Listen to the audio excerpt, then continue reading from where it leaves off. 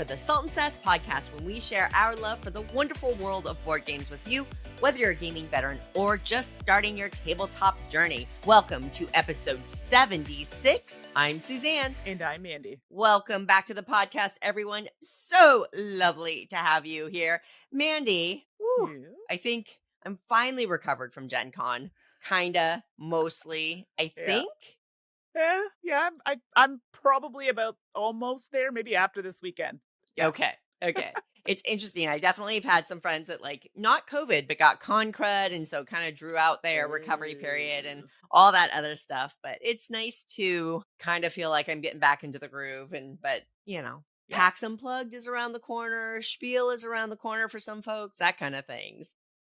That's Never true. ends. Well, and we're wrapping up summer. I mean, ultimately, right here we are. It's late August. Can you believe that? Don't say that. I mean, those of us in Canada, and let me be very specific, not Western Canada. We know it's a little different for all y'all over there. Although I used to live in the West, but anyway, I digress. It's short-lived. It's going to start getting cold in the next couple of months. Canada, right? Yeah, it does. It does. I know it's a huge difference. So, yeah, so that's that. I mean, we're just easing into the end of the summer, easing past Gen Con.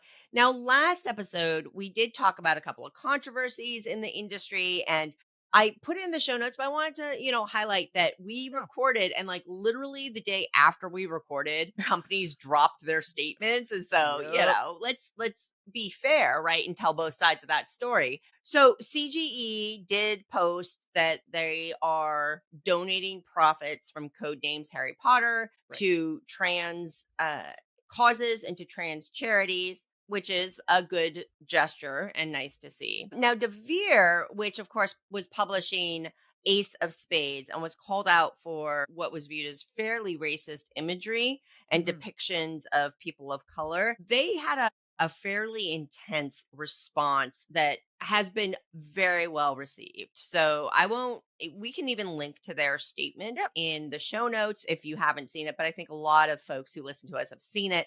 That said, basically, they said, we made a serious mistake. We recognize that and deeply regret it. And they acknowledge that the imagery was inappropriate. And they say they take full responsibility for the harm caused and offer a sincere apology to everyone without conditions or excuses. And here's the steps that they say that they are taking. They are stopping the sales of the games, and they are calling back the copies that were sent to retailers. They are designing replacement cards that will replace the illustrations for those, and they will be available free of charge for anybody who already has the game. And then they are going to review all the cards, not just necessarily the ones like the Convict or things like that were called out, because there were other ones like one of Sitting Bull that was called out by people like Kenna, Coyote Crow, and things like that. So they're going to look at all of the cards.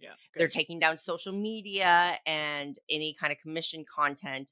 They're launching a review of the editorial and design processes, and they're going to ensure that they are working with cultural experts in diversity, history, and representation on future projects. So fairly long, fairly thorough response. Mandi, had you had a chance to see this? I did. I actually saw it literally right after we recorded. I'm like, oh, right. Yeah. The timing was nuts. Yeah. Yeah. So I know, I think I had posted about it, and I saw a few other people had posted about it as well. So, I mean, it's a step in the right direction for sure. And now it's a matter of waiting to see how that plays out. Do you know what I mean? If those things actually are actioned, if they do come to fruition, if they do what they say that they're going to do, that's definitely a step forward. Is it perfect? I wouldn't say that, but it definitely is a step in the right direction. Yeah.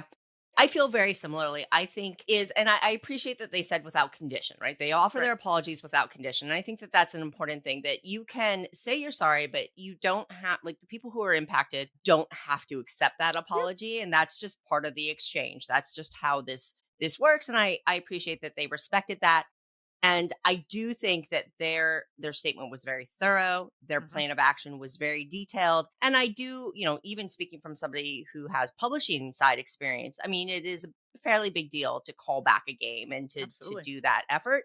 And so I respect that they are doing all of those steps. And from what I've heard, that's a positive thing, because, that from a purely mechanical point of view, it sounds like the game is really cool. And so I hope that by cleaning this up, it'll ensure that a far broader audience can enjoy the game for what it is. And I hope that Devere will be recognized for their efforts to Mhm. course correct on some mistakes that they made. And I Okay. hope they'll also understand that some people will still be upset that it happened at all and harbor some doubt until we see the corrections in place and the action in place. And I think that's fair too. But I wanted to make sure we acknowledge those statements and Absolutely. especially Devere's statement because it is really important. And I do think that overall I was generally pleased with their Mhm. response personally. Yeah, There exactly. you go. So, thoughts on that, you are welcome to drop them in our Board Game Geek Guild thread. If you have thoughts about either the responses and how you feel about them, definitely very open to hearing your comments on that as well, because I think that those are important conversations for our community to continue to have. That said, Mandy, I want to move on to later fare, and I'm going to kick it off, and then you've got a couple things I'm looking forward to hearing about, but Sure. I have gotten sucked into a playtest. It's not a demo, it's a public playtest. And apparently these are the maker of Balatro. Okay. It's their next game. And it's called Racoin. Oh my gosh. Yeah, I'm waiting to hear what you have to say because I just didn't get it. It's not that it's not fun. I just don't get it. So Okay, so yes. the word is a cross between coin and raccoon. So Hmm. it's an animal themed, like you're going to like a raccoon arcade, and it's the coin pusher machine. It is a rogue like coin machine game. What the mother plucker are you even talking about? It's bananas. You know these you go to the arcade and it's like you put in tokens and there's like a pusher goes back and forth and it slowly pushes coins forward and tokens and prizes and anything that falls off the edge you get to collect. Yay! They've made it a roguelike. So in this one, it's got this digital, it's going back and forth. Tokens are falling off. You can upgrade tokens. Tokens will have special powers. You get relics that give you special scoring and powers and all this other stuff. So doofy. Now, Mandy, did you try this? Yeah, yeah. No, I tried it and I played Okay, it for and a you're while. like, you don't get it. No, I don't dislike it. Let's start with that. I just don't know if I get it. I'm like, I don't think I'm playing this right, but I feel like there's not much to get. I think I'm overthinking it. I mean, that's the question is how much strategy, how much thinking can you put into a freaking coin pusher? Fair point. Now that said, I've played a couple of hours, maybe more of this stupid Oh thing. wow. I'm charmed by it. It's so goofy. I'm charmed by it. And I am finding there are some combos Mhm. of token types and relic types that can really combo and you get these really cool things happening and it's fun. To your point, I don't know how much that extends. This is just a limited playtest, that kind of thing. But Right. it's so goofy. And sometimes that's all I need in life, Mandy. And I'm really enjoying being a Absolutely. goofy digital coin pusher raccoon arcade visitor on Raccoin. I get the appeal. I just didn't get it at first. I felt like, am I playing this right? Like I just Sure, there's no wasn't right or sure. wrong. There's no right or wrong. Good gravy. Okay, well I'm glad you got to try it as well. Okay, well, I have a few things going on. I think my talk today is going to be mostly RPG related. Sorry if you don't like RPGs, but there'll be a couple video game app things going on. So let me just get right to it. So I got some new dice. I have to share because Lord knows I don't need any more dice, but I always have them or order them or whatever. And these ones are fabulous looking and they're from Only Crits. And I have other dice from them where it's like if you roll a 20, it has a very colorful message on there. And we're going to leave it at that. So that's one type. And then that's from a previous campaign that I backed. And the one I got most recently were based on, the type of character you would choose, for example, or faction in D&D. So I think I got like a set of wizard dice and I can't remember cleric potentially for the other ones. And so they have like little symbols on them, but they're creamy kind of. So the die itself is clear, but like they're kind of a creamy interior, but they don't move or anything like that. It's hard to explain. And then they have little images of whatever that, class or factions that you've chosen are on there. And so I got some D6s, and then I got a full set of 7. And so those are fabulous. They've been rolling very well for me, so I'm very excited about Ah. those. And I recently picked up some Care Bear dice, Care Bear themed dice, I Oh, should say. So fun. very excited. I haven't gotten those yet, but I want to share. So hoping those are super cute. more to come once I get them. So that's it for the dice. And you know what? I really need to stop because I have now 3 big plastic containers of dice. And like I've organized them into little containers. I have a stream where people are watching me organize these. And I didn't even have all of them on stream. So yeah, I need to cut it out. So that's it for dice. But RPGs. So for those who know, I play solo RPGs. Suzanne also plays some solo RPGs. And I picked up a couple that I've been working through. One of them is You Are a Muffin. You are a muffin. You are a You're muffin. such a And muffin. yeah, I literally feel like a muffin some days, but it literally is that you're a muffin or some type of baked breakfast treat that sits in a display, and you have set amount of days that you want to try to make it to someone's plate. You don't want to be stale. Okay. You want someone to eat you while you're fresh, and you kind of go through, the people coming in, the people who, what are they ordering based on your, dice rolls and stuff like that. Maybe you aren't the chosen treat of the day, but you're describing the people that are coming in, where they're sitting, their interactions. Yeah, unfortunately, I was a little stale in my first run, so I'm gonna do it again because I want to be the fresh one that gets chosen early. Oh my god, I have to look this one up. That sounds Yeah, so so cute. I decided to be. I think I was a muffin for that one, but you could be like a scone or something like that. Oh, of course. Oh, Make it all yeah. high How could class. yes, Of course. So, if you want to see more of that one, actually, Stephanie, who also does some things for the channel specifically for solo RPGs, she did a quick video on this one. So, walks you through how to play it a little bit. So, there's that one. And then recently, I picked up something called Death to the Wizard Kings. And I still don't know what to make of this yet. So, it has a very like comic very bright animated kind of vibe. Like it is like cartoon-esque looking, but it's Mhm. almost like that cute but rough. I don't know how to explain that. Almost like electrified cartoon. To see it, then you'll go, okay, I get it. And it's really cool in the fact that if you're trying to do character creation, it walks you through each of the steps, but in a really fun way. And it also takes you through a story that they have in that book. So it's almost like a story in itself, but it's not very long. And you could then use that character for other RPGs potentially that you're playing. So I thoroughly enjoyed it because I did. I'm like, oh, I'm done already. Like I was having so much fun doing this, and it's just silly, silly things, but just the way that they carried the conversation and asked the questions was really cool. So, Death to the Wizard Kings, it's classified as like an RPG, but I really feel it's more like character creation with like a light story, and then you can apply it to something else. So, I just thought I'd share that if you're struggling with character creation, that just might be a fun way to do it. Okay, that's it for RPGs. Quick, quick, quick. I finally finished Is This Seat Taken? Have you played this one, Suzanne? I have not. It's so good. I finished it really like very quickly. It's good. It gets a little repetitive near the end, so just a quick Mm. recap. It's one of those games where you have like a bunch of people and they'll each have requirements like in seating in a certain area. So they might have a classroom one day. Okay, so and so doesn't want to sit beside someone who cheats. Someone doesn't want to sit beside someone who talks, or Right, they want to right, be in the right, front yeah. row. That sort of thing. And it changes locations and things like that. It gets progressively more challenging. That gets a little repetitive near the end, but the game itself was quite fun for whatever the $10 or whatever I spent on it. Worth it. Nine Kings is one that you had talked about, Suzanne. Yeah. This is another one. I don't know if I get it. Fair. So I'm playing this one on Xbox because it's on Game Pass, which Mm. annoyed me because I did in fact buy it on Steam and I didn't need to. I swear I should just stop doing that because Xbox is getting all these indie games. So I just need to stop doing that. But it's just one of those games where like you have like a little plot of land, you have some cards, and then you can start just putting things in the area and then they can attack whatever's coming for you. But I don't really like I'll just throw stuff out there and I'm like, yeah, this looks good. Put poison on those guys to poison, the enemies and just tapping on the screen. So I don't know if I'm actually doing anything. I don't know. Yeah, so it's essentially like an auto battler, right? And Okay.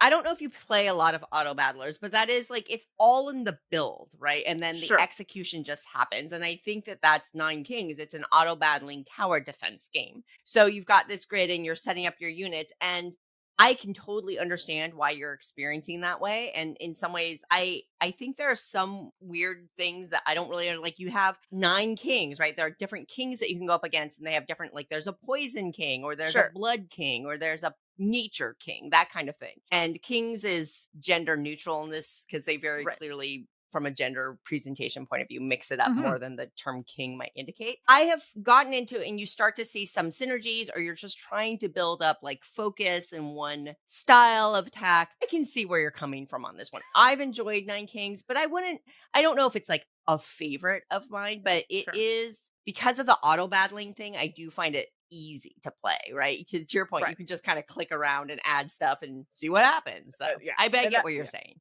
So if I'm at the dentist office or somewhere waiting in line, this is a game I would play personally. Sure. But it's fine for me. So I'm these are Fair not games enough. I Yeah, commonly play, totally. but I get it. Like, and it's not bad in by any means. Yeah. I also played Tiny Bookshop. I haven't finished it. Oh my gosh, it's so good. Oh, It's so really? It looks good. so cute. You literally are building up your little travel bookshop, and people come in, and you have to. Sometimes they'll be like, "I need a recommendation," and the books are like legit titles, so like legit book names and Oh, descriptions. okay. So, which I really appreciated. But they might say, I like a book that has romance, but I want it to be factual or something like that, Yeah. or have a historical element, and then you have to find them a matching book. Otherwise, they go, "That's not what I asked for." Grumpy, grumpy, grumble, grumble, and you may not make as much money from sales in that day. But anyway, the whole idea is to get sales. Then you clean up your shop a little bit, get more books. Meet some objectives as well, that sort of thing. So it's a cozy game, but I really like the whole book element to it as well. And finally, gosh, I had so many things going on. There's you know the board game Canvas? Yes. Yeah. They have the app, I guess you could say, the in the Oh, Steam I store. saw that. I haven't tried to interact with it at all, but you picked it up? I didn't buy it's just to play to you can just go and click on it, and I think they're accepting people to test it right now. I don't know if it's specifically Oh, test, got but it. yeah, you Okay, can just got it. go and do that, and it plays very similarly to the game. It's a very straightforward game. You know, you're trying to complete paintings based on the types of paints and requirements. That's it, really. And the app plays just like the board game. So I don't know if it's still open. I'm sure it is. If you wanted to check it out, it should be still accepting people to test it. But why not? If it's I'm all about free. Okay, let me try it and see how it goes. Okay, that's it, everybody, for this week on all my things. Okay, that's great. That's awesome. Well, I just have one quick crowdfunding campaign that I want to highlight, and then we'll move on to all the games we've been playing. Because actually, Mandy, I've been playing a ton of board games, and I had like a really fun two-player game day the other Nice. day, and so we'll get to that. So, Okay. but quickly, crowdfunding is starting to. Early in the year, we were talking about, oh, it's a little slow, and with all of the shenanigans that are happening in the United States, and even if you don't live in the U.S., ultimately what happens here does impact the industry at large because the US is one of the largest, it is the largest market for board games. So Mhm. anything that impacts us can impact the hobby at a whole. Oh, So for with all sure. the tariff crap and all that other stuff, it's been a little odd for publishers in general. And we talked about how that impacted Gen Con potentially and things like that. And it impacts crowdfunding. I'm starting to see like more activity, which is exciting personally. And so the campaign I want to highlight is Satchel Quest. Satchel Quest is from Tim Eisner, who's got a nice reputation in the industry. This is on Kickstarter from Weird City Games, and it is a bag building dungeon delve game. So you're going to get little dungeon tiles that you're going to layer on, and then you pull out tokens, and tokens can represent monsters and shields and swords and potions and all sorts of stuff, right? And you're going to be drawing a token. They're double sided. You get to put which side you put on a floor. As you fill up floors, you're going to get more floors and things like that. You can go to the market, buy upgraded tokens. I think it looks like a lot of fun. I love bag building. I like Yeah. dungeon delves, and it looks like it looks like a fun implementation of that concept and Vincent Dutray art. So Ah, it nice, of looks course. real nice. Anyway, if a bag building dungeon delve featuring art by Vincent Dutray sounds interesting, that is Satchel Quest. It is on Kickstarter and the campaign ends September 19th. Nice. I think I looked at that one and I said, no, must resist, but it Yeah, does well, look that's, good. yeah, totally. Alrighty, well, with that, we've got some games that we've been playing, and we are going to wrap up the show, of course, with a lovely game pie that Mandy came up with at the end. But first, let's get into all them good board games. All right. I'm going to start off with something quick just because I can't really talk about it because it's like going to give things away, but I did want to touch on it. Before I jump into the other games I have, I wanted to quickly talk about Exit Catan. Oh, So the cool. Catan themed one. So we were able to play it, and I have to say, my game group was on it. We polished it off in an hour and 25 minutes. I could not do that by myself, but for those who are unfamiliar with games, it's like an escape room in a box. So it's one of those games where there's lots of puzzles you need to solve in order to get to like the next thing. And you just keep solving all these different types of puzzles using anything that's available, you know, the box, the game, the pieces, anything that comes in the box. You're gonna be ripping stuff apart, potentially cutting things. That's normal. So it is kind of like a one shot situation in this particular case for Exit series. And you do that until you can solve the entire game puzzle and you want to try and do it within a certain time frame. You don't have to, but if you do, you get lots of points and it makes you feel good about yourself. Well, I feel good about myself regardless. Some people just need that. That's okay. But in this particular case, I can't give away too much because it'll do spoilers, but I just wanted to say it's very thematic. I don't know how else I can say it. It's so if you've played Catan, definitely you will know that you were playing Exit Catan themed. And you'll be like, oh my gosh, this is very Catan. You know what I mean? The things will make sense. There'll be lots of jokes thrown around about trading wood for sheep, I'm sure. But I just wanted to say that we had a really good time with it and definitely brought back some memories of, oh, Catan, that's a cool thing. But the theme is definitely strong. So I played it, I enjoyed it. And if you like Catan, great, you'll probably enjoy the theme. And if you don't, I think you'll just like the actual puzzles and game itself. So Exit Catan. Got it. Are you Oh, gonna kick us off with games? yeah. All right. Gonna start off with the ones that I can actually talk about. So jumping right into one that's I feel like getting into some ones that are a bit more not heavy, but yeah, a little bit more to them. And the first one on my list is a Kinfire Council. And I don't know, have you played this one, I have Suzanne? Or not. I played okay. Kinfire Delve, which was the solo Yep. two-player game. Really like that. I talked about that, I think, a few episodes ago. Yes. Really love that one, but Kinfire Council, I've not gotten to the table yet. Okay. So Kinfire Council. I've also played one of their other ones, Kinfire Chronicles. Chronicles. Oh, okay. I don't have Kinfire I have Chronicles that I haven't played yet. Okay. Council. All right. Tell me all about it. Okay, well, this is designed by Kevin Wilson, and we know Kevin's lovely. And art is by Katarzyna Bekus, Sandra Chwinska, and Victor Kozira. And it's published by Incredible Dream. So it plays for 2 to 6 players in about, it says 90 to 120 minutes. That's accurate ish. And it retails for about $72. Now, I believe there are upgradable pieces. So you can go to a deluxe and there's an expansion. I'm just talking about the regular base game. Okay. So, Kinfire Council, we played it as competitive. It is listed as a competitive game, but there are other ways to play it, including a cooperative method. You are a member of a council, and you've been charged with rebuilding the Great City, what they call Din Lux, and this actually carries through across their other game, Kinfire Chronicles. So it's kind of set in the Got it. same Okay. world, which I thought was really cool. And you're defending the city from the dangers of starless nights. I like that. Kind of fun sounding. Okay, so what's going to happen is everyone has a certain amount of workers, and you're going to take turns putting them out onto the board, collecting resources, build. Oh my gosh, I don't want to say building buildings, but construct buildings. You're trying to build up the lighthouse. Like there are a few things you're trying to do. All the while, you're also trying to take out cultists. Or perhaps you want to join the cultists. So this is one of those games where even though it's competitive, there is a semi-cooperative aspect to it. So let me back it up a little bit. So sorry, the goal of the game is to, after a set amount of rounds, is obviously to get the most amount of points, but you can take an evil route to get there. So sabotaging the rest of the group. So that's kind of how you have to view it. So what ends up happening is every player has their own board, and in that board you have like your main character and your seeker.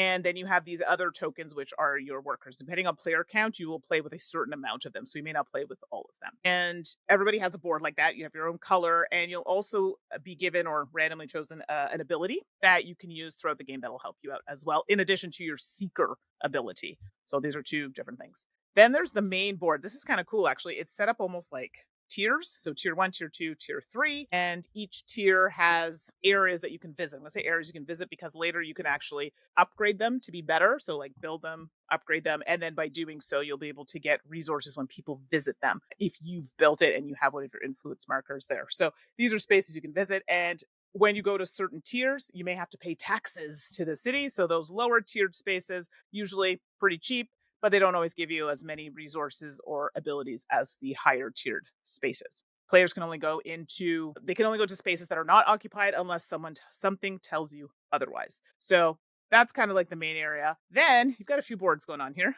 And then you have the other board, which is going to house your cultists. And this is where we draw in the beginning of the game, where these enemies kind of go on the board and they have their own tokens. So they block spaces that you won't be able to go to until you arrest them or get rid of them. And then cards will also come out with based on how we've placed these baddies out. And depending on how many times they're triggered, I guess, there's a number on them. And when they get to a certain point, whatever their ability is, triggers. It's usually very bad. So you don't want that to happen. You want to get rid of those cards before that happens. But these are things that can accumulate. And this is where that bag comes in because you're going to be pulling them out of a bag and it'll tell you where to place them. Then you have the lighthouse, which you can build up. Like I was saying before, this is something, it's like a space you can go to, add things there so you can build up the lighthouse. So the lighthouse is one of those things where one side of the scoring is for the cultists and one side is for us. So for however many tokens you have there, you'll get that many points per based on where that kind of meter is. Now, keeping in mind, if we haven't resolved cultists by the end of the round, they're going to get points based on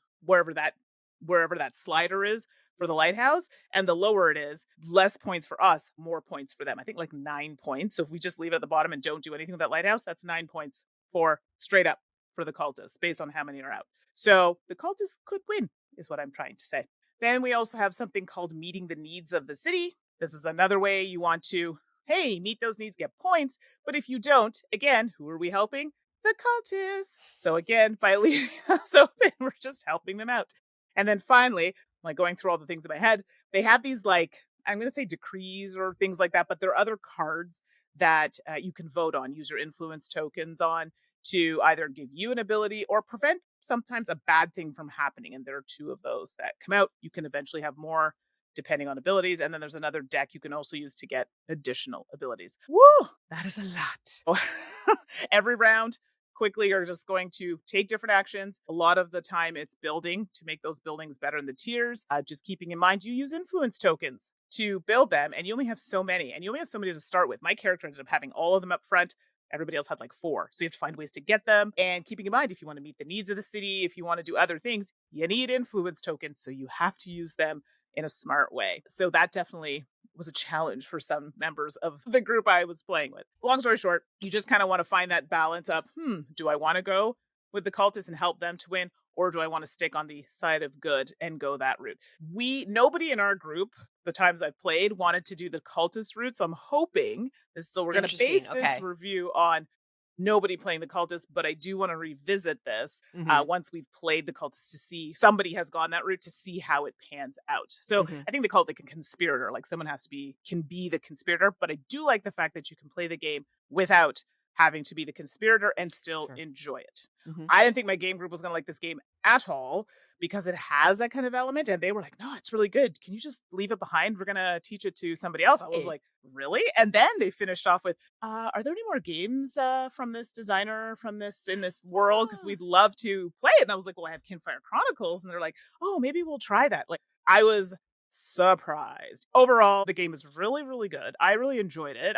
It didn't play too long, like just learning everything maybe, but it's not a hard game.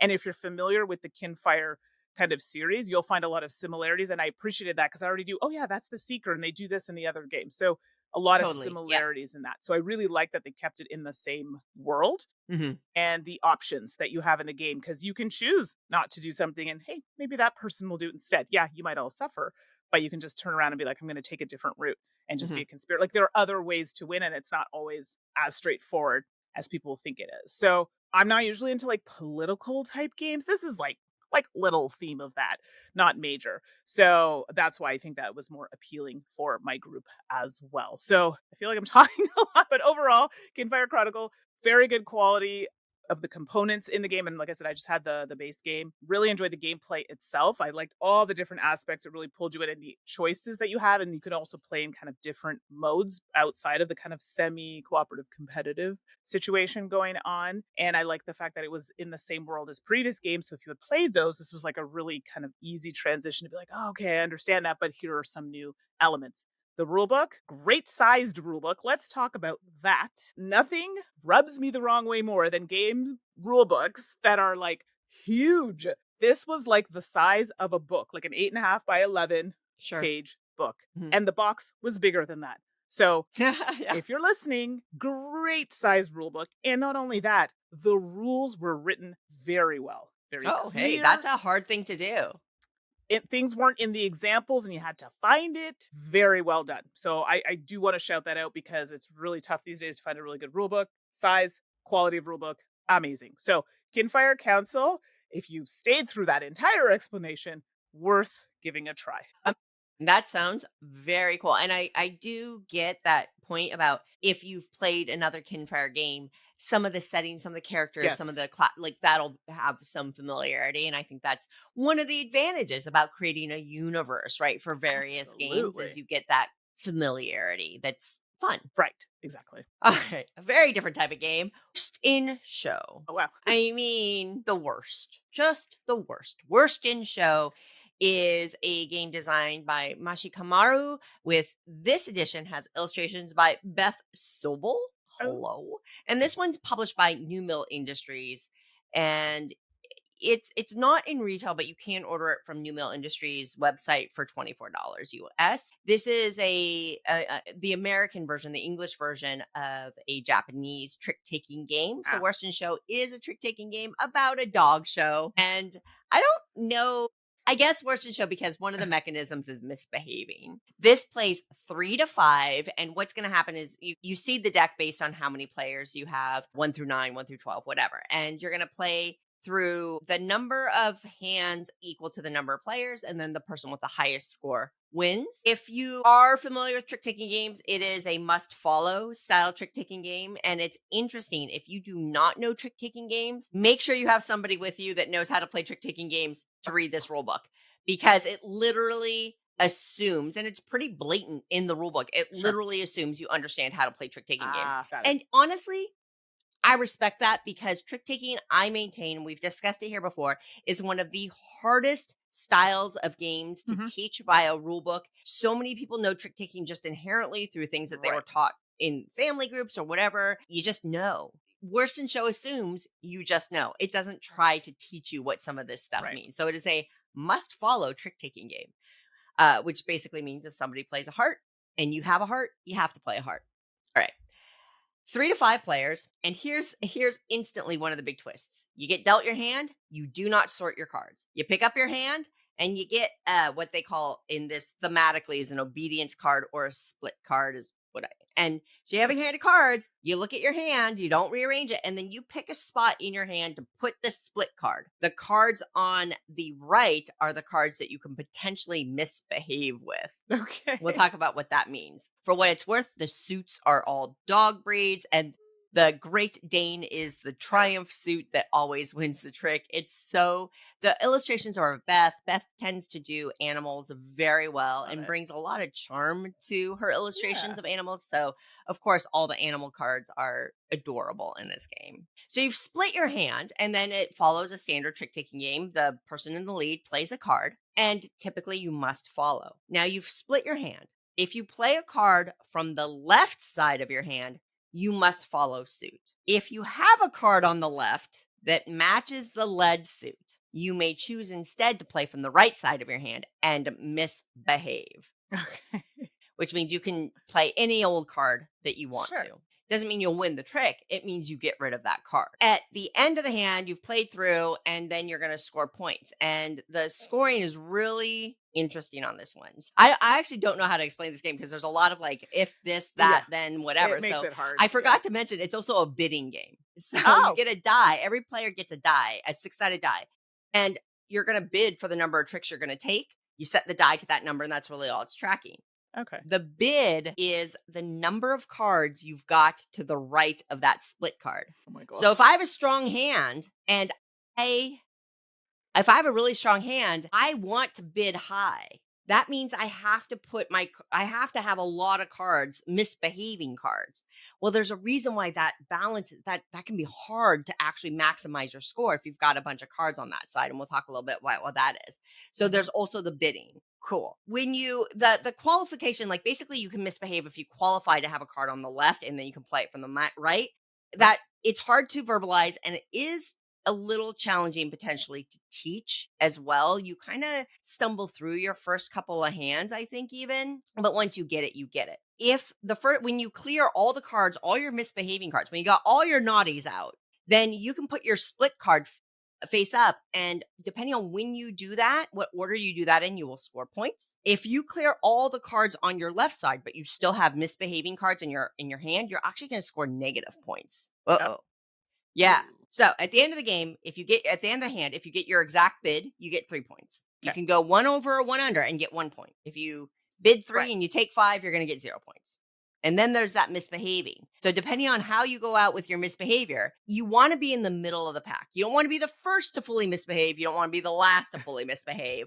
And so you want to go out like second or third, depending on your player count, with that one. It's a lot, but that's the game. It's Yeah. it's Fair. tricksy. It's a tricksy trick-taking game. What I'll say, and I don't want to over-index on this one, but this was fairly divisive for my group on Tuesdays that I typically play these games with. It was so divisive, I actually had to actively seek out other friends to play this game with to really get the No. full experience. Because Really?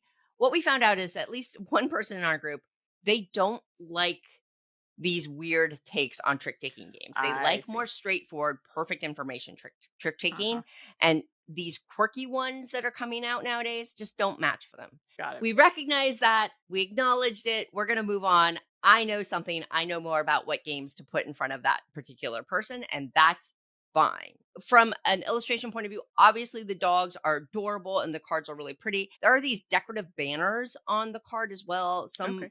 A couple of players were like, "That's a lot. Like, I don't need those. They're distracting me when I'm trying to think."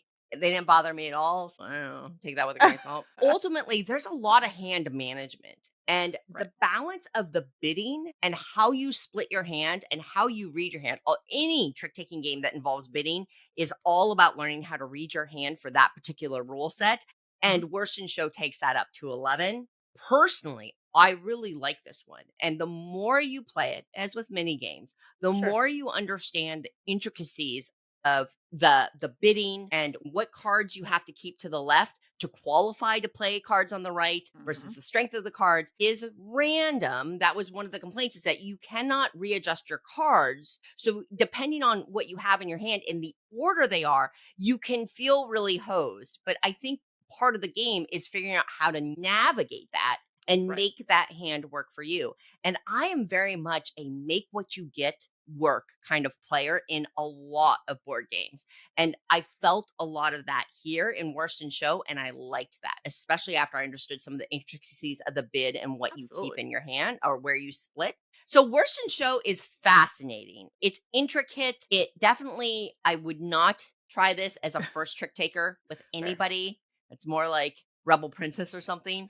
But if you love trick taking games and you're fascinated by this kind of hand management puzzle Mhm. and timing puzzle, Worston Show is definitely worth a look. Okay. It sounds fun. And I think I have played some games before from what that New Mill Industries had Yeah, brought in. absolutely. Yeah, yeah, Yeah. yeah, So yeah. they know some of them they're a little different than what people are used to, but once you get it, it's they're super fun. Very Yeah. cool. Well, we've gone from Worston Show to Zoomies because they're just so excited, like, oh my gosh, it's terrible, but let's do something fun. So another dog game. And I don't know if you've heard of Zoomies. This was new for me when I played it, Yeah, but I haven't.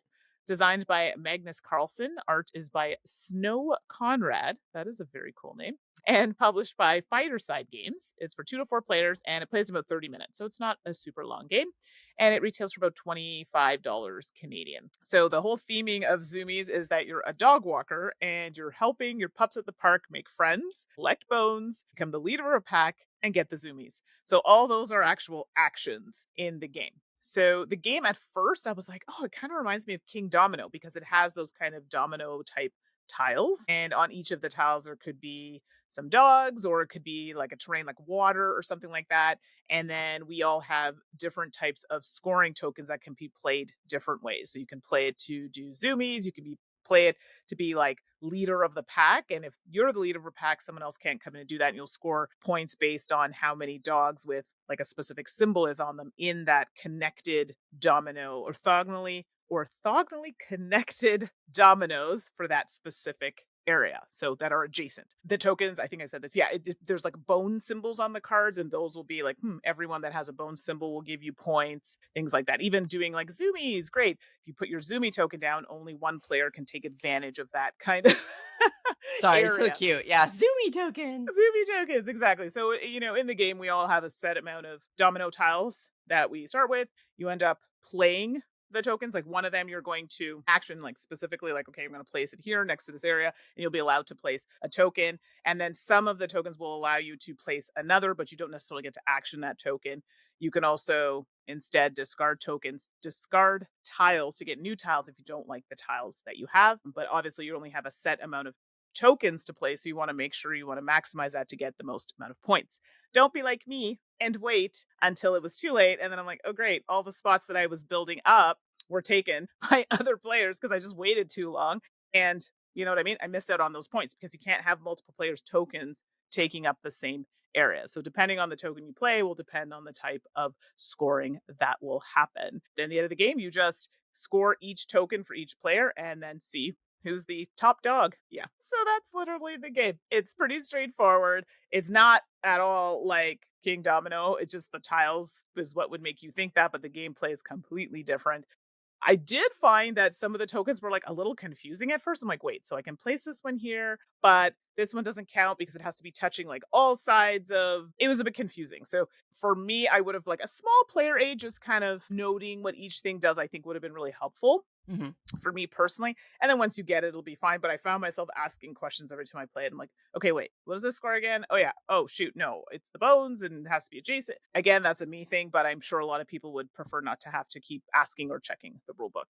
Quality of components were really good. And this is the type of game, like the box is a little bigger. So I wouldn't say like, let's carry it around and go to the bar and play a game. But it is the type of game that you could play in that setting because it's not overly complicated, but the box is just a little too big. But I honestly wasn't expecting a ton from this game, and it was a nice game. We enjoyed it and we had fun with it. So, Zoomies.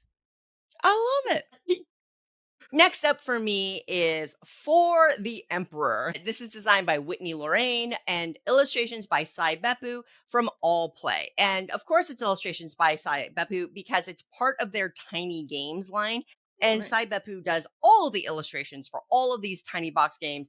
And I love that. I'll just say I love Sai Beppu's illustration style. They actually do a lot of different types. Like I shouldn't say style, but I love Sai Beppu's art in general. Mhm. And so the fact that they have an entire game line featuring size art is like, yes, that's amazing. The tiny game line from All Play has they are truly tiny. And I'm holding one up on cameras, which is very useful for It everybody who's is listening. But like it palm is size, hand very size. portable, Mandy. The like you're like, oh, Zoomies, you can't take to a bar. Like, yeah, Yeah. you can take further. It's gonna tuck in a pocket, a purse, Yeah. whatever. $9. So $9 for any of the tiny games. Affordable small box games. Now this is a two-player only game, and but others in the series feature, can hold more players. So Sure. For the Emperor is going to be described, and I will describe it as battle line light. And I think that's a fair thing. You have cards that lay out as zones that you're gonna lay out in a row, and then you each get the same deck of cards, just one black and one white. Right. And they have values, I think, 1 through 8 or 1 through 9. And you shuffle up your cards and draw a hand of 3 and then play a card to one of the zones that you've got between you two. At the end of the game, the person who has the most strength in a zone wins that zone. The person who wins the most zones wins the game. That Right. is all highly analogous to a game like Shot and Totten / Battle Line, or a Right. number of like Rift. I think Rift Force is like that as Okay. well. Yeah, it's Rift or Riftlands. No, I can't remember. Anyway, there's a number of these games where you're fighting over. It's essentially area control over like not Hanabi, but oh shoot, I'm anyway. Yeah. Hanamakoji is that Hanam? I can't. All right. Anyway, all that said, that's Sure. how simple it is. Now, all the cards have some kind of special ability. Maybe one lets you put a +1 token on another zone, or lets you swap out a card that's in a zone, that kind of thing. Right. The other twist to this game is that there are some banner tokens with 4, 3, 2, 1 on them. And when a zone has a certain number of cards, you get to start placing these banners out. Once a banner is on a zone, it limits the number of cards that can be placed to that zone. Ooh. And then when you play through the cards, when you have one left, the game's over and you just see who controls every zone. Most zones wins, as I said. It's very quick. It's very easy to teach. It's really fast to play. I mean, this is for sure, once you know how to play, a 10-minute game. Oh. And yeah, and that's great. I really like For the Emperor for what it is. And Mhm. this is the thing. Like, I'm not expecting Arc Nova out of a portable Sure. two-player $9 adorable card game. And so I'm not going to judge it on that. Sure. Is For the Emperor the deepest, richest, most strategic game that I've ever played? No. Is it a light, quick, portable, affordable, pretty game? I can take it on the go, sit down with a friend, throw it down, play it, wrap it up, and be on my way? Absolutely. And I really like that about it. I think that there is some extra strategy in how you work those banners because there's only 1 through 9, I think, cards. It's easy to kind of card count. You're looking and they haven't played their 7 yet, or they haven't Right. played their 2 yet. So they still have that to go. I've got this power here, but I know they've got that 8. Maybe I should move. Like, there's enough of that in here to make it a really rewarding experience for such a light, quick game. And I think that's awesome. So that is For the Emperor. I mean, sounds good. And I like that you can just carry it with you. Yeah. So Super that's a portable. plus. All right. Well, we went from Zoomies to Gloomies. Did you plan this? I did not. Mm, I just started to, I'm like, amazing. oh my goodness, this, yeah, anyway. But this one is not about dogs. So that is the difference there. Gloomies is designed by Filippo Landini. Art is by Justin Chan, and this is published by Ravensburger. It's for 2 to 4 players, plays about 45 to 60 minutes. I'd say that's pretty accurate, actually. And it cost about $34 Canadian. So Gloomies are very cute. Let me start off by saying that. They have some like nice big eyes and look like ghosts. I don't know why we started this whole conversation on Casper, but am I too old? Casper the Ghost, the movie? You've I seen it, mean, right? you're talking to the wrong person because I'm older than you. So Okay. Think along those lines. If you don't know it, never mind. So the objective of the game is you're trying to grow radiant blossoms, so these flowers in the first half of the game, and then you harvest them in the second half of the game. okay. So it's like a two kind of phased game. So each player gets their own board, and it's two-sided because you're going to play with one side face up and then play with another side face up. It's really more just on the second half, you're going to be putting tokens on it. That's why it's a little bit different. And it goes through the end game scoring on that side. You'll have a main board that has columns, I guess columns and rows, depending how you look at it, of different colored kind of flowers. And then on the side that you're going to have some tokens that are, I'm sorry, on one side, you're going to have tokens that are flipped down. And you're also going to have a separate little area, which is going to hold all of those flower tokens. And then we're going to have objective cards. And then these other little size cards that are going to be the ones that we're going to take to get to kind of meet the conditions of the flowers on the main board. So players are going to have a set amount of cards in their hand. On their turn, I believe you can play up to 3 cards. There is a limit, and you have to try to complete as much as you can on a turn, like try to match the colors. So let me back it up here. You can't just decide to place in the middle of the board. You either have to start right from the bottom of a column or where someone else has finished in a column. So I tried to cheat a couple times on purpose, but I'm like, oh yeah, I'll just play. Oh my, and they're, Mandy, no, you gotta come back over here. Uh-huh, not on purpose. Got a little too excited there. So Uh, that's important. And yeah, so you play the cards matching the flowers, again, following the rules. And some of the cards can be wild. You can play them as wild in the fact that it's 2 different colors and you have to, I guess it's not truly a wild. But anyway, you pick one of the colors that are on there. Sorry, the brain is like, I was going through like, well, that's not truly wild. You have a choice of the colors that are on the card. Let's go with fair that enough. Fair because it's enough. not all of the colors. And you can use those as well. Anyway, I digress. So you do that, play 1, 2, or 3 cards, place your flowers out on the board, following the rules. Those are going to get discarded, like it will discard. And you're going to discard those to the discard. And then you're going to be able to pick up 2 cards. There's some rules around this on not Ticket the Ride rules. For those who know, when you have those kind of wild ones, if you pick that up from the display, you just get 1 kind of thing. It has a similar, not exactly the same kind of thing where, if you pick up a wild, you're not going to be able to pick up other cards, but you can spend gloomy tokens in order to pick up more cards or to break these kind of rules. We haven't talked about Zoomy tokens, but these are things you can acquire when you place your flowers. Wait, Zoomy tokens? Gloomy, sorry. Oh, I was like, Zoomy tokens was in the last game. No. Gloomy. The mixed up. Blah, blah, blah. Gloomy tokens. When you place your flowers, wherever you end up on that column, you look across and go, oh, is there a token there? And you take the top token, and it could be anything. It could be giving you other types of tokens that'll be points at the end of the game. It could be giving you like a different flower thing that you can add. It could give you more gloomy tokens, which help you get cards, that sort of thing. But gloomy tokens are also worth points. You get the idea. Or picking up an objective card. So that's literally a turn. And then once you've done all your things there, the next player will go. So you're going to do all of that until the board has like a white kind of arc. And once you've filled up to that arc or past it, that phase will end. Then you're going to move into the next phase. Now, this is something I did very poorly, but make sure you collect those objective cards. Otherwise, you're going to have nowhere to put your flowers. I mean, you'll get points for them, but trying to complete those objective cards give you more points. So you're going to flip your board. And now cards that you had, cards that you had used to complete the flowers in the original round, those are ones that you're actually those are going to be your new set of cards. Before we were drawing cards from a pile that everybody got to use. This is no, you got to use what you have. So in fact, you've set yourself up with the deck that you're going to play for the next phase.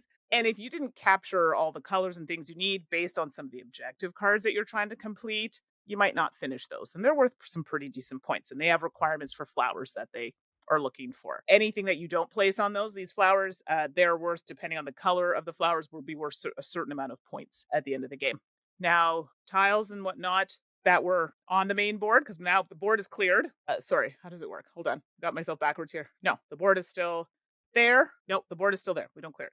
What we're trying to do now is to remove the tokens off of the board. So we can either put them on our objective cards or put them on our board just for points. Now, different colored flowers are going to be worth more points depending on the color. So if you can't place them on your objective card, hang on to them. They could be points. Same thing applies. Depending on where you remove from, you'll get a token.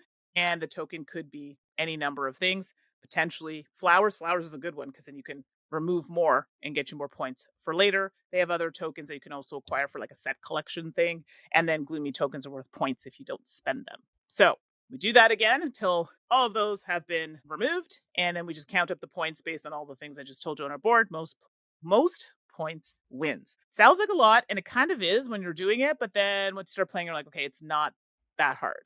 If that makes sense. Of So course, yeah. art on this was super cute, super fun. We had it at first. I wasn't sure. I was like, I don't really see where this is going.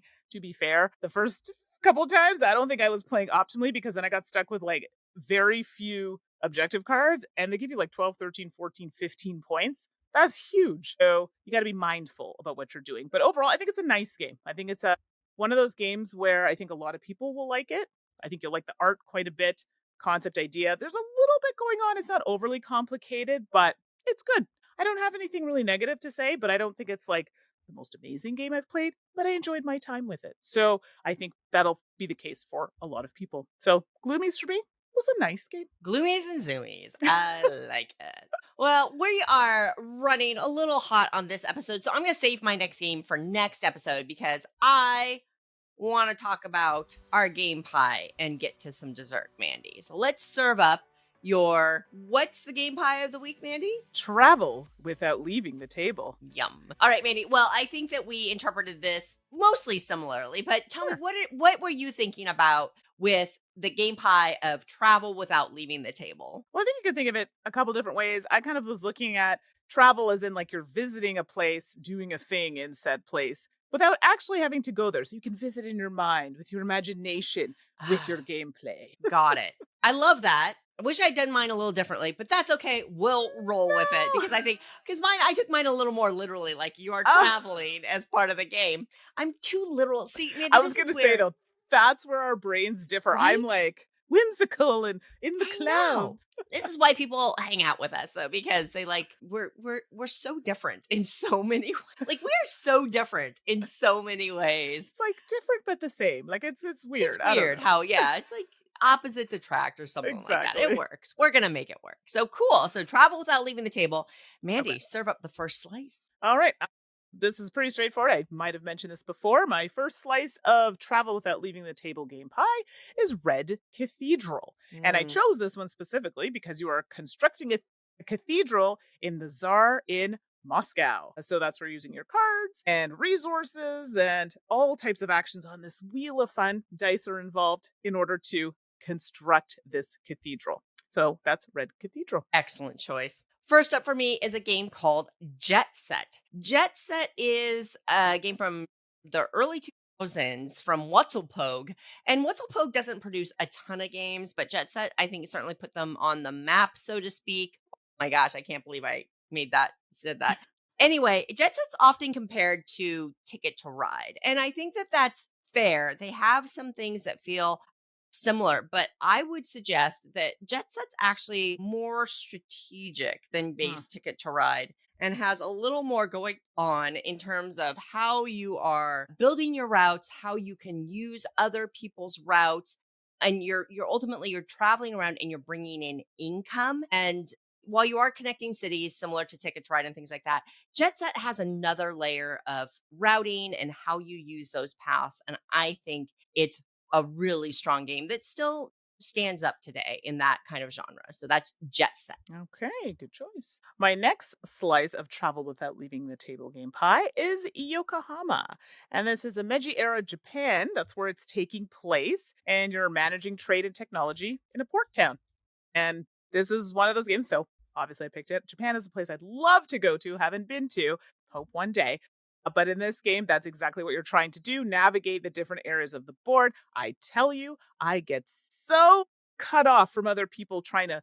There's a particular board I'm thinking of. Okay, you know what? Now I'm just reminiscing about the last game that I played of this, and it didn't go well for me because I let people take over the tile and take all the points. All that to say, there are other ways than just traveling through the different tiles. There are kind of outside areas of the board that you can use and keep workers in to get points versus just kind of traversing and pulling workers back in order to get resources and complete objectives. Yokohama, that's a strong choice for me. Love that game. Classic. Love it. Love it. Next up for me is On Tour. And On Tour is a roll and write style game that has evolved over time. And now I think it's mostly published by All Play that has like Hmm. On Tour Yep. based on specific cities. But originally, On Tour was like a music festival, a music tour themed game. And you have a map with spots that are connected and you get 2 10-sided dice. You roll those dice and the numbers that come up create your pairs. So if I roll a 2 and a 4, that makes a 24 and a 42. Then you look at your map and you write 24 in a circle and you write 42 in a circle. Ultimately, at the end of the game, after all this free form filling in based on those dice pairs, you're trying to connect a continuous ascending route. 24 can go to 32, can go to 33. Oh, but the next one is 12. Up, you can't Hmm. go backwards, so your route stops. That's bad. So you're trying to gauge and bet and look at your odds about what pairs can come up, what pairs you already have, that kind of thing. It's clever, it's straightforward. It's a really, really solid. I think On Tour is great. And it's literally about touring, traveling. That is That true, actually. that literal brain at work. That's pretty on the nose. Okay, well, my next slice of pie is Orleans. And I know a lot of people have played this, or Orleans. Sorry, I don't know how people pronounce it, but it takes place in medieval France. And I do love a good bag builder. So, this is bag building and development in this historical French town. So, we're traveling to medieval France. And it is one of those games where you get your bag, you pull people out of it. And the people that you're pulling out are workers, depending on their color, will do certain actions better or help you in a specific area of the board best. And you're trying to use them, obviously, to your advantage to collect resources and complete different things on your boards. Orleans, I haven't played this game in a long time, but man, when it first came out, I just like killed it. I played it Yeah, so much. So, Orleans. it's so good. Next up for me is I'm cheating. I'm cheating, Mandy. Cheating. I guess I kind of cheated with On Tour too. Oh well. That's Because fine. I'm saying next station. I'll say next station Paris. Why not? All right.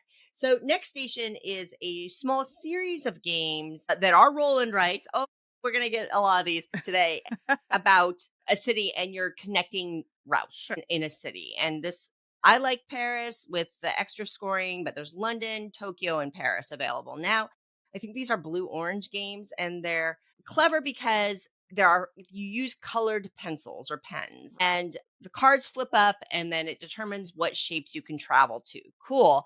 But I'm using the pink pencil on the pink route, Mandy, and you're using the blue pencil on the blue route, even though we're getting the same shapes. Right. Then we pass our pencils at the end of the round. And now I'm doing the green pencil and you're doing the purple pencil. And we keep on doing that. Ultimately, the scoring is really there's special scoring, but the base scoring is the number of stops in a zone times the number of zones that you go into. Mhm. And so that balance of spreading out but also consolidating in a territory is really clever scoring with all the other bonus scoring as well. On Tour, great series. On Tour Paris, I like the extra scoring in that one best. I will also say, as I mentioned in the last episode, the On Tour has a couple of apps. They're very well done. A great way to kind of knock out a quick game with this one. So On Tour. Yeah. So Next station. I was gonna say, wait a Next. second. What the heck? Next station. Next station I was London, next gonna station say, Paris, next station Tokyo. I have all of Sorry. them. So that's why Thank I you. was like, no, I definitely know Ugh. that one's a good one too. I mean, I need also On Tour is good, but dinner. that one is very good. My last slice of travel without leaving the table game pie is Paris, la Cité de la Lumière. And this is a two-player game. Never did I think a two-player game would make it. Are you making fun of my hoity-toity? I like your little French. I like it. I like it. It's like my teacher would be very happy. And this particular game is set in 19th century Paris, and it's a tile laying game about illuminating the city's streets. And this is one of those games that's played in two phases. You're placing cobblestone tiles on a shared grid, trying to claim those territories in phase one. And then the phase two, you're trying to take those polyomino style buildings on the colored tiles, aiming to position them near street lamps for maximum points. And then you have some bonus actions like adding painters or annexes to buildings for additional points. So again, two-player games are not ones that I get played too often, but Paris, la Cité de la Lumière, very good. It's a great game. It breaks my brain. It It does. breaks my brain. It's good, but the puzzle is complex. Really It's good game. yeah, yeah. All right, and to wrap up our traveling without leaving the table game pie. Great thing. I love this one, Mandy. Even if I maybe feel like I took it too literally. Oh It's well. fine. Is let's make a bus route or get on board. Let's make a Mm. bus route is a roll and write style game from Sashi, one of my all-time favorite game designers. And what I loved about Let's Make a Bus Route is it was one of the first roll and write games to use a shared writing space. So everybody has their own board where they're tracking certain achievements, like how many passengers you're getting or specific routes that you're trying to complete, but you're drawing on the same thing. So Mandy's using a pink pen, I'm using a green pen, that kind of thing. There are rules for when you overlap the same route as another player, that kind of thing. It was innovative and creative. It's really, really fun. It's streamlined. It's so smooth to play. Great game. It was a little harder to get. And then I think Yeah. Yellow picked it up and reproduced it without the roll and write thing. They use little wooden sticks as Yes. track markers 'Cause I instead. have So those ones as well. yeah, so it's not technically like a roll and write in the same way, but still the same basic function and rules with a Yeah. game called Get On Board. So if you can't find Let's Make a Bus Route, check out Get On Board because it's essentially the same thing. Right. So great, great games. There you go. Our traveling without leaving the table. All right, so folks, if you heard fill your traveling without leaving the table game pie, would you take it kind of ethereally and fantastically the way Mandy did? Or are you more of a literal butthead like me and be like, how do I ride train? Let's do this. This game lets me ride plane.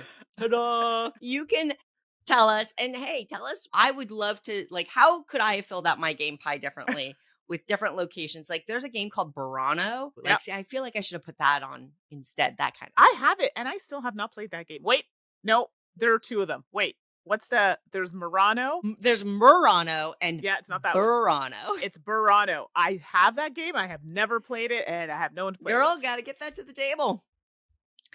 So let us know your thoughts on your travel without leaving the table game, or as we discussed at the top of the show, your thoughts about the situations with Devir or CGE games. You can leave your comments in our thread, our episode thread on boardgamegeek.com in our Board Game Geek Guild. That's Guild 4131. Of course, if you prefer to keep your innermost thoughts that you want to share with us, we respect that. You can email us at saltandsassgames@gmail.com. Or you can always find us on the socials, Mandy. Yes, you can find us on the socials. You might be watching us there right now. So we are on on Twitch and YouTube, and there you can find us at Salt and Sass Games. That's Salt and Sass Games. We are also on Blue Sky, but we decided to get a little fancy there, so we're just Salt and Sass. You can find me on Blue Sky and Instagram. I think that's really it. At 613 Mandy. That's Mandy with an I. How about you, Suzanne? And you can find me mostly on Blue Sky. I am at 425 Suzanne. As always, it is a pleasure and privilege to be here podcasting with you. Thank you so much for making us part of your extended gaming family and for being part of ours. We appreciate you so much. And we say that at the end of the show, and it might sound trite, but no, we we Sure. we say it at the end of the show because we really, really mean it. And Yeah. our community brings us so much joy, and we really do value you and appreciate you. Next episode, we'll have a ton more. Oh my gosh, Mandy, so many games, and Oh, yeah. some I have a ones lot. that I'm so excited about. Like, I've had so much fun gaming lately. I can barely contain my excitement to talk I'm about them. really excited. And I should probably tell everybody too. I do stream probably a little bit more than Suzanne does on Twitch. So I'm gonna be the one doing a lot of the solo stuff. I can say muddling around because it's always a trip for that. But um so if you ever want to check it out, it's on Twitch, but I also will upload them to YouTube. So if you're around, you should check schedule, pop in to say Always hello. fun. And for what it's worth, for anybody in the Seattle, Washington area for PAX West, I will be attending PAX West, Nice. cruising around, basically spending most of my time in that big board game area that they have. So if you Yeah. see me and, say hi, maybe, I'm just going for funsies, like there's no work. So Yeah. if you want to grab a table and play a game at the Hot Games table or something, feel free to flag me down and we'll play a game at PAX West. But until then, or until next episode, folks, just take care of yourselves, stay hydrated, and play a lot of games. We'll see you next time. Promotional consideration has been provided by game publishers in the form of review copies of games. If you'd like to support the podcast, please check us out on coffee.com/saltandsassgames. Thank you for your support. We are also part of the Goonhammer Media Network. Check out more of their content on media.goonhammer.com. Salt and Sass is produced with love by Mandi and Suzanne, and we'll be back next episode with more salt, more sass, and more games.